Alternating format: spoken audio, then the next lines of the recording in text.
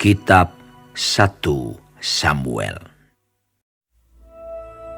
Lalu berdoalah Hana, katanya, "Hatiku bersukaria karena Tuhan.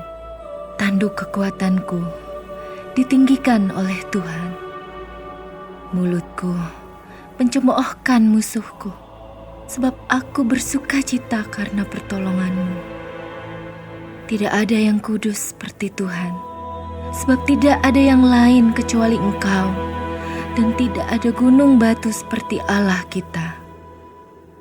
Janganlah kamu selalu berkata sombong, janganlah caci maki keluar dari mulutmu, karena Tuhan itu Allah yang Maha Tahu, dan oleh Dia perbuatan-perbuatan diuji. Busur pada pahlawan telah patah, tetapi orang-orang yang terhuyung-huyung, pinggangnya berikatkan kekuatan.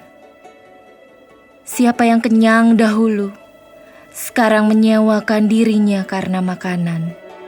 Tetapi orang yang lapar dahulu, sekarang boleh beristirahat. Bahkan orang yang mandul melahirkan 7 anak, tetapi orang yang banyak anaknya menjadi layu. Tuhan mematikan dan menghidupkan. Ia menurunkan ke dalam dunia orang mati dan mengangkat dari sana. Tuhan membuat miskin dan membuat kaya. Ia merendahkan dan meninggikan juga. Ia menegakkan orang yang hina dari dalam debu dan mengangkat orang yang miskin dari lumpur, untuk mendudukkan dia bersama-sama dengan para bangsawan dan membuat dia memiliki kursi kehormatan. Sebab Tuhan mempunyai alas bumi, dan di atasnya Ia menaruh daratan. Langkah kaki orang-orang yang dikasihinya dilindunginya, tetapi orang-orang fasik akan mati binasa dalam kegelapan. Sebab bukan oleh karena kekuatannya sendiri seorang berkuasa. Orang yang berbantah dengan Tuhan akan dihancurkan. Atas mereka Ia mengguntur di langit. Tuhan mengadili bumi sampai ke ujung-ujungnya. Ia memberi kekuatan kepada raja yang diangkatnya dan meninggikan tanduk kekuatan orang yang diurapinya. Lalu pulanglah Elkana ke Rama, tetapi anak itu menjadi pelayan Tuhan di bawah pengawasan Imam Eli. Adapun anak-anak lelaki Eli adalah orang-orang dursila. Mereka tidak mengindahkan Tuhan ataupun batas hak para imam terhadap bangsa itu. Setiap kali seseorang mempersembahkan korban sembelihan, sementara daging itu dimasak, datanglah bujang imam membawa garpu bergigi 3 di tangannya, dan dicucukkannya ke dalam bejana atau ke dalam kuali, atau ke dalam belanga, atau ke dalam periuk. Segala yang ditarik dengan garpu itu ke atas, diambil imam itu untuk dirinya sendiri. Demikianlah mereka memperlakukan semua orang Israel yang datang ke sana, ke Silo. Bahkan sebelum lemaknya dibakar, bujang imam itu datang, lalu berkata kepada orang yang mempersembahkan korban itu, "Berikanlah daging kepada imam untuk dipanggang, sebab ia tidak mau menerima daripadamu daging yang dimasak, hanya yang mentah saja."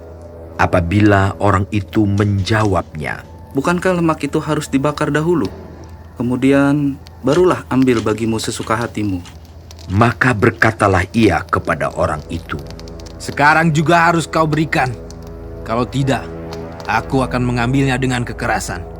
Dengan demikian sangat besarlah dosa kedua orang muda itu di hadapan Tuhan, sebab mereka memandang rendah korban untuk Tuhan. Adapun Samuel menjadi pelayan di hadapan Tuhan.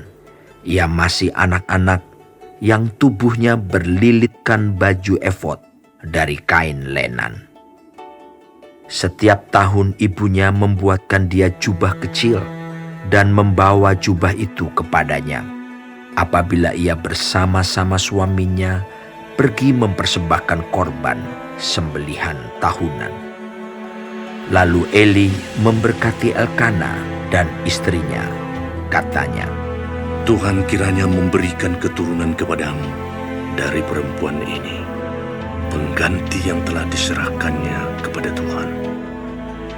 Sesudah itu pulanglah mereka ke tempat kediamannya.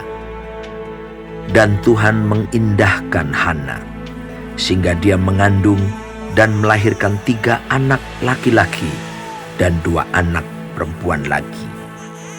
Sementara itu makin besarlah Samuel yang muda itu di hadapan Tuhan. Eli telah sangat tua.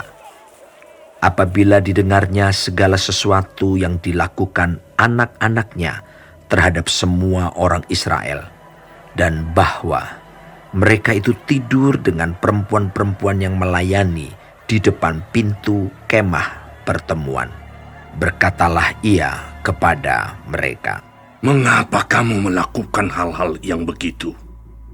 Sehingga ku dengar dari segenap bangsa ini tentang perbuatan-perbuatanmu yang jahat itu. Janganlah begitu, anak-anakku. Bukan kabar baik yang ku dengar itu, bahwa kamu menyebabkan umat Tuhan melakukan pelanggaran. Jika seseorang berdosa terhadap seorang yang lain, maka Allah yang akan mengadili. Tetapi jika seseorang berdosa terhadap Tuhan, siapakah yang menjadi perantara baginya? tetapi tidaklah didengarkan mereka perkataan ayahnya itu, sebab Tuhan hendak mematikan mereka.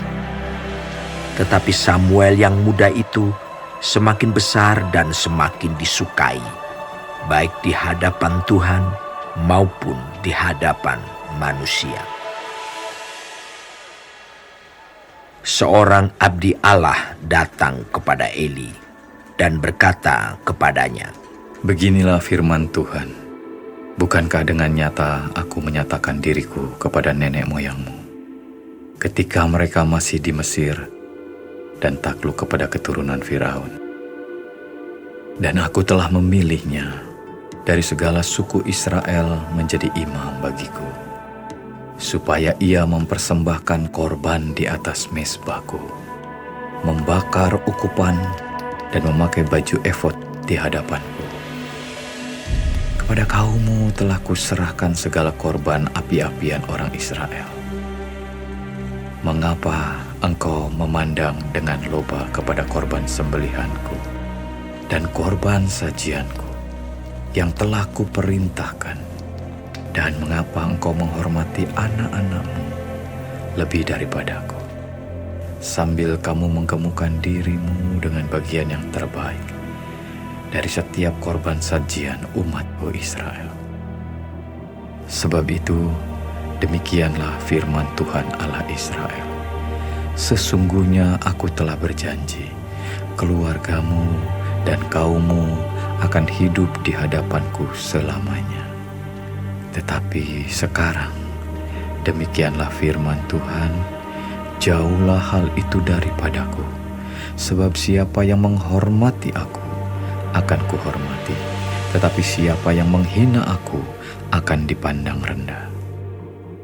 Sesungguhnya akan datang waktunya bahwa aku akan mematahkan tangan kekuatanmu dan tangan kekuatan kaummu, sehingga tidak ada seorang kakek dalam keluargamu. Maka engkau akan memandang dengan mata bermusuhan kepada segala kebaikan yang akan kulakukan kepada Israel. Dan dalam keluargamu takkan ada seorang kakek untuk selamanya. Tetapi seorang daripadamu yang tidak kulenyapkan dari lingkungan mezbahku akan membuat matamu rusak dan jiwamu merana. Segala tambahan keluargamu akan mati, oleh pedang lawan. Inilah yang akan menjadi tanda bagimu, yakni apa yang akan terjadi kepada kedua anakmu itu, Hofni dan Pinehas. Pada hari yang sama, keduanya akan mati. Dan aku akan mengangkat bagiku seorang imam kepercayaan yang berlaku sesuai dengan hatiku dan jiwaku. Dan aku akan membangunkan baginya keturunan yang teguh setia, sehingga ia selalu hidup di hadapan orang yang kuurapi. Kemudian, siapa yang masih tinggal hidup dari keturunanmu akan datang sujud menyembah kepadanya, meminta sekeping uang perak atau sepotong roti, dan akan berkata, "Tempatkanlah kiranya aku dalam salah satu golongan imam itu, supaya aku dapat makan sekerat roti."